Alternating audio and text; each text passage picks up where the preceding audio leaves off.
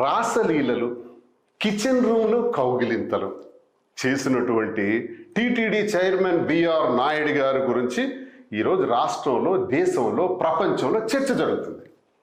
దానికి వారేమంటారంటే, ఇందులో నాకు 30 సంవత్సరాల నుంచి ఆ కుటుంబాలతో సంబంధాలు ఉన్నాయి, దీన్ని అనవసరంగా దుష్ప్రచారం చేశారు, అందులో కొంత భాగం ఏఐ టెక్నాలజీ కూడా వాడారు, అయినా ఆ వీడియో నేను చూస్తుంటే ఆ వీడియోలో నాకు ఎక్కడా తప్పు అనిపించలేదే, అక్కడెక్కడ తప్పు జరిగినట్టు అనిపించలేదే అని బిఆర్ నాయుడు గారు నొక్కి నొక్కి చెప్పారు.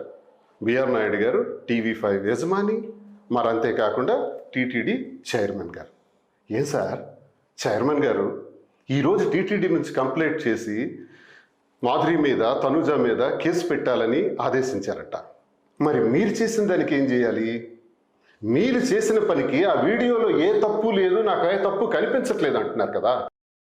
వీడియో చూశాను, ఏదైతే మేము తనుజ చేత ఆ కేక్ కట్ చేయించాము పుట్టినరోజు సందర్భంగా, ఎగ్లెస్ కేక్ని, గుడ్డు వాడనటువంటి ఆ కేక్ని ఏదైతే కట్ చేయించామో అది కూడా నేను చెక్ చేశాను, అందులో నాకు కూడా తప్పు కనిపించలేదే. మీరు చేసిన రాస క్రీడలకు తప్పు కనిపించకపోతే నేను కేక్ కట్ చేసిన దానిలో ఎటువంటి తప్పు మీకు కనిపించింది అని నేను ప్రశ్నిస్తున్నాను సూటిగా. మీరు చైర్మన్ అయితే నేను ఎమ్మెల్సీ. చైర్మన్ హోదాలో మీరు సమాధానం చెప్పారు, ఎమ్మెల్సీ హోదాలో నేను మీకు అడుగుతున్నాను, నా తప్పేంటి?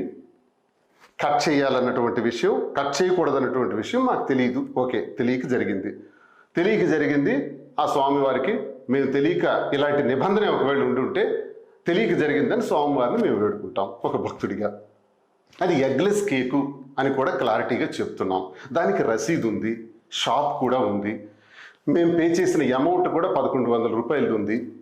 కేవలం మీ రాస క్రీడల్ని డైవర్ట్ చేయడానికి, డైవర్షన్ పాలిటిక్స్ బాగా అలవాటు కదా, అది డైవర్ట్ చేయడానికి ఈరోజు మా విషయాన్ని తెర మీదకి తీసుకొచ్చి మళ్ళీ రెండో కేసు, మళ్ళీ అరెస్ట్ చేస్తాం. చేయండి.